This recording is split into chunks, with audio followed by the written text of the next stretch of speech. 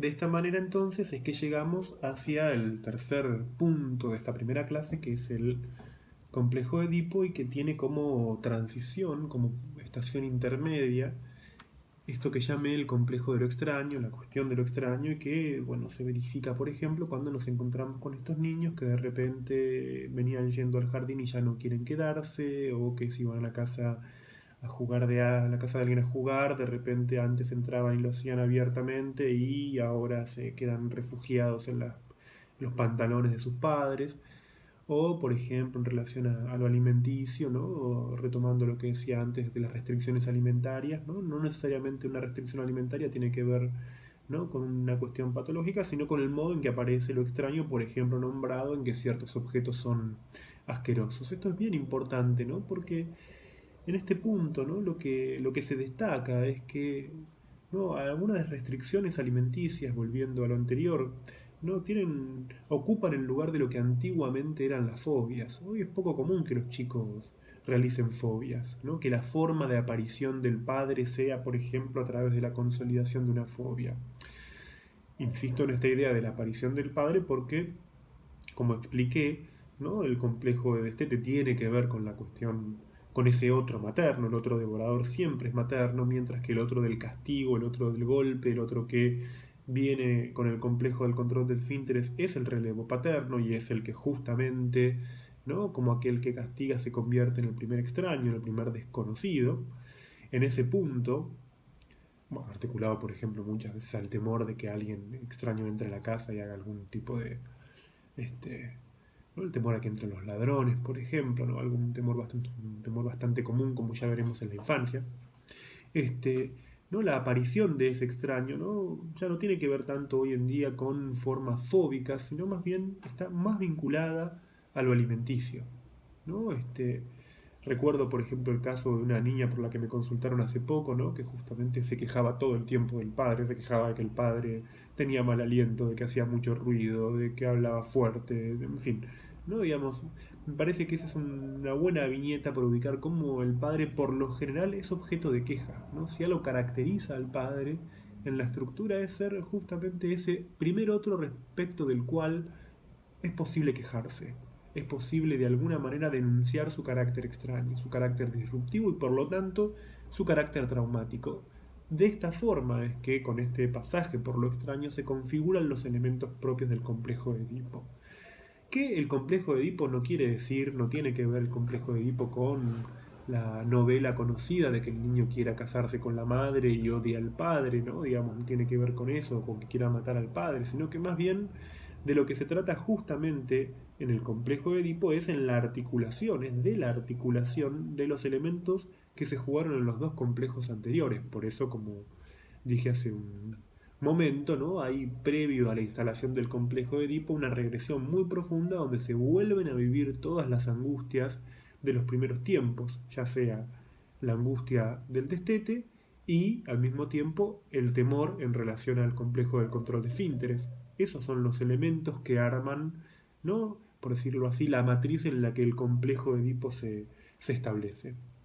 Cuando digo que la angustia tiene que ver con complejo de destete, piensen, por ejemplo, en el caso de Juanito, de Freud, ¿no? Que mucho antes de tenerle miedo al caballo, ¿qué es lo que tiene? ¿No? Angustia en la relación con la madre, aparece una angustia inmotivada.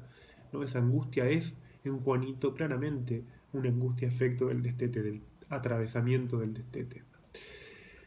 Entonces el complejo de Edipo decía no tiene que ver con la novelita, ¿no? Según la cual no el niño quisiera casarse con la madre y quiere matar al padre, sino que tiene que ver con la interpretación a partir de estos elementos, estas funciones materna y paterna que se hace de la diferencia sexual, ¿no? Lo que viene a establecer el complejo de Edipo con el complejo de castración es la interpretación de la castración de acuerdo con los elementos de la diferencia sexual, en la medida en que la distinción entre fálico y castrado tiene el sentido de fálico y culpable, ¿no? Por eso Freud decía que el niño inicialmente no cree en la amenaza de castración y solo cree en un segundo tiempo, esto es, que la niña si está castrada es porque algo malo hizo. Es decir, de esta manera es que justamente se piensa a la niña como culpable de haber hecho algo. Esto es algo especialmente importante si pensamos en el modo en que corresponde acompañar a los niños a la hora de retarlos. ¿no? A mí me gusta mucho una idea de Dolto, de Françoise Dolto, que ella decía que el castigo con los niños no tiene que ver con justamente hacerlos sentir culpables, sino todo lo contrario, ¿no? Digamos, hoy en día es muy común que se busque, ¿no? Digamos, que los padres, ¿no? Digamos, quieran que los chicos entiendan que lo que hicieron estaban mal, que se hagan responsables, que sean... Pero son todas formas culpabilizantes, en realidad más bien el castigo, ¿no? Un castigo que se basa en la articulación del complejo de Edipo tiene que ver con que el castigo sea aliviante respecto de la culpa.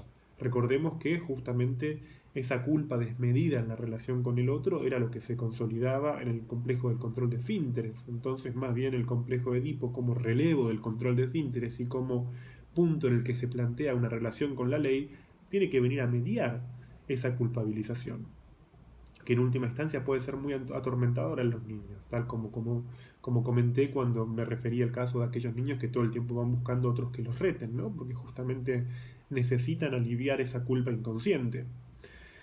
Entonces, ¿no? Me parece que a la hora de pensar, ¿no? De qué manera retar a los niños, y esto nos lleva a algo que vamos a ver en la clase que viene respecto de cuestiones fundamentales de crianza, ¿no?